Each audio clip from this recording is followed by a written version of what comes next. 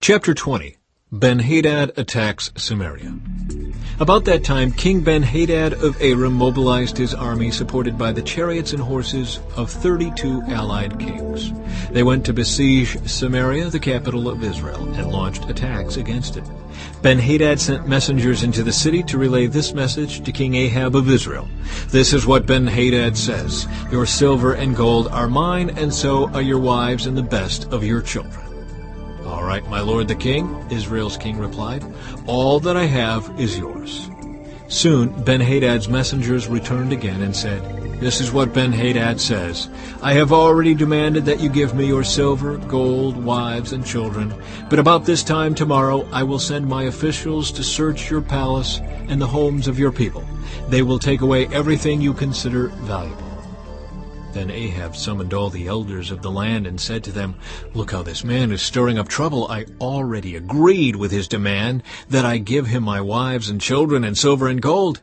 "Don't give in to any more demands," all the elders and the people advised. So Ahab told the messengers from Ben-Hadad, "Say this to my lord the king: I will give you everything you asked for the first time, but I cannot accept this last demand of yours." So the messengers returned to Ben-Hadad with that response. Then Ben-Hadad sent this message to Ahab: "May the gods strike me and even kill me if there remains enough dust from Samaria to provide even a handful for each of my soldiers." The king of Israel sent back this answer: "A warrior putting on his sword for battle should not boast like a warrior who has already won." Ahab's reply reached Ben-Hadad and the other kings as they were drinking in their tents. "Prepare to attack," Ben-Hadad commanded his officers. So they prepared to attack the city. Ahab's victory over Ben-Hadad. Then a certain prophet came to see King Ahab of Israel and told him, "This is what the Lord says: Do you see all these enemy forces? Today I will hand them all over to you. Then you will know that I am the Lord." Ahab asked, "How will he do it?" And the prophet replied, "This is what the Lord says: The troops of the provincial commanders will do it." "Should we attack first?" Ahab asked. "Yes," the prophet answered. So Ahab mustered the troops of the 232 provincial commanders. Then he called out the rest of the army of Israel, some 7,000 men. About noontime, as Ben-Hadad and the 32 allied kings were still in their tents drinking themselves into a stupor, the troops of the provincial commanders marched out of the city as the first contingent. As they approached, Ben-Hadad's scouts reported to him, "Some troops are coming from Samaria." "Take them alive," Ben-Hadad commanded, "whether they have come for peace or for war." But Ahab's provincial commanders and the entire army had now come out to fight. Each Israelite soldier killed his Aramean opponent, and suddenly the entire Aramean army panicked and fled. The Israelites chased them, but King Ben-Hadad and a few of his charioteers escaped on horses. However, the king of Israel destroyed the other horses and chariots and slaughtered the Arameans. Afterward, the prophet said to King Ahab, "Get ready for another attack. Begin making plans now, for the king of Aram will come back next spring." Ben-Hadad's second attack. After their defeat, Ben-Hadad's officers said to him, "The Israelite gods are gods of the hills. That is why they won. But we can beat them easily on the plains. Only this time replace the kings with field commanders. Recruit another army like the one you lost. Give us the same number of horses, chariots, and men, and we will fight against them on the plains. There's no doubt that we will beat them." So King Ben-Hadad did as they suggested. The following spring he called up the Aramean army and marched out against Israel, this time at Aphek. Israel then mustered its army, set up supply lines, and marched out for battle. But the Israelite army looked like two little flocks of goats in comparison to the vast Aramean forces that filled the countryside. Then the man of God went to the king of Israel and said, "This is what the Lord says: The Arameans have said, 'The Lord is a God of the hills and not of the plains.' So I will defeat this vast army for you. Then you will know that I am the Lord." The two armies camped opposite each other for 7 days, and on the 7th day the battle began.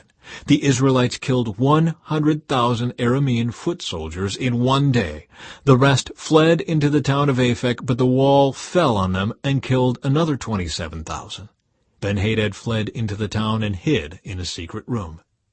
Ben-Hadad's officers said to him, "Sir, we have heard that the kings of Israel are merciful, so let's humble ourselves by wearing burlap around our waists and putting ropes on our heads and surrender to the king of Israel. Then perhaps he will let you live." So they put on burlap and ropes, and they went to the king of Israel and begged, "Your servant Ben-Hadad says, 'Please let me live.'" The king of Israel responded, "Is he still alive? He is my brother." The men took this as a good sign and quickly picked up on his words. "Yes," they said, "your brother Ben-Hadad." "Go and get him," the king of Israel told them.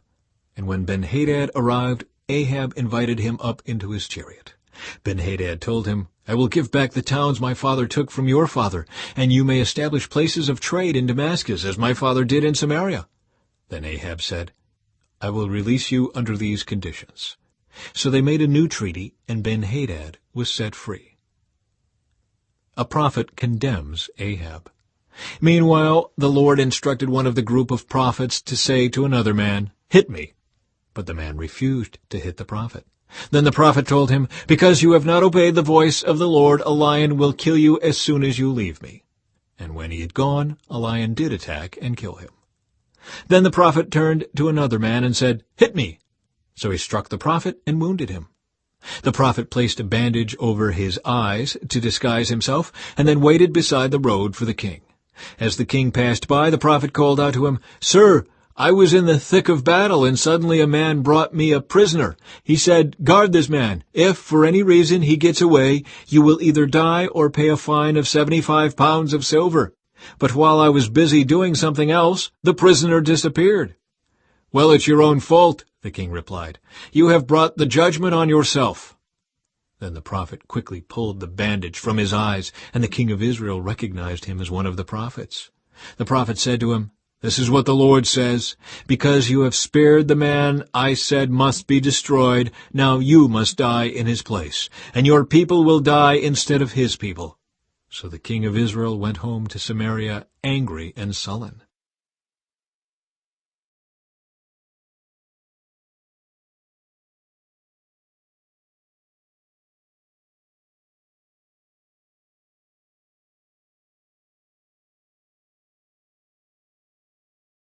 Chapter 21. Naboth's Vineyard. Now there was a man named Naboth from Jezreel who owned a vineyard in Jezreel beside the palace of King Ahab of Samaria. One day Ahab said to Naboth, "Since your vineyard is so convenient to my palace, I would like to buy it to use as a vegetable garden.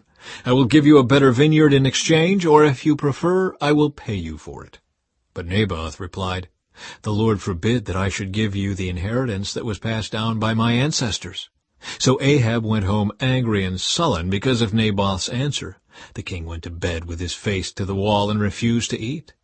"What's the matter?" his wife Jezebel asked him. "What's made you so upset that you're not eating?" "I asked Naboth to sell me his vineyard or trade it, but he refused," Ahab told her. "Are you the king of Israel or not?" Jezebel demanded. "Get up and eat something, and don't worry about it. I'll get you Naboth's vineyard." So she wrote letters in Ahab's name, sealed them with his seal, and sent them to the elders and other leaders of the town where Naboth lived. In her letters she commanded, "Call the citizens together for fasting and prayer, and give Naboth a place of honor. And then seat 2 scoundrels across from him who will accuse him of cursing God and the king. Then take him out and stone him to death." So the elders and other town leaders followed the instructions Jezebel had written in the letters. They called for a fast and put Naboth at a prominent place before the people. Then the 2 scoundrels came and sat down across from him, and they accused Naboth before all the people, saying, "He cursed God and the king." So he was dragged outside the town and stoned to death. The town leaders then sent word to Jezebel, "Naboth has been stoned to death."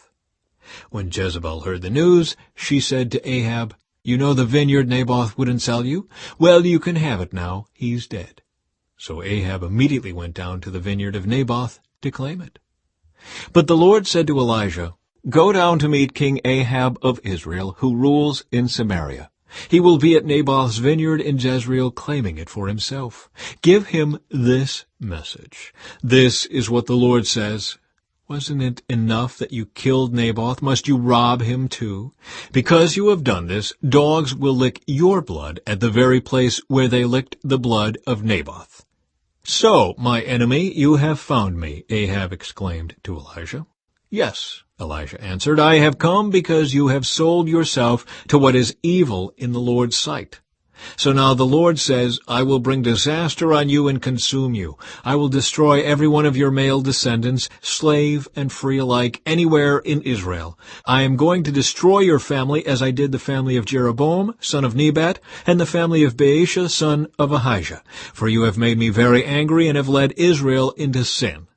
And regarding Jezebel, the Lord says, "Dogs will eat Jezebel's body at the plot of land in Jezreel." The members of Ahab's family who die in the city will be eaten by dogs, and those who die in the field will be eaten by vultures. No one else so completely sold himself to what was evil in the Lord's sight as Ahab did under the influence of his wife Jezebel. His worst outrage was worshipping idols just as the Amorites had done, the people whom the Lord had driven out from the land ahead of the Israelites. But when Ahab heard this message, he tore his clothing, dressed in burlap, and fasted. He even slept in burlap and went about in deep mourning. Then another message from the Lord came to Elijah. "Do you see how Ahab has humbled himself before me? Because he has done this, I will not do what I promised during his lifetime. It will happen to his sons. I will destroy his dynasty."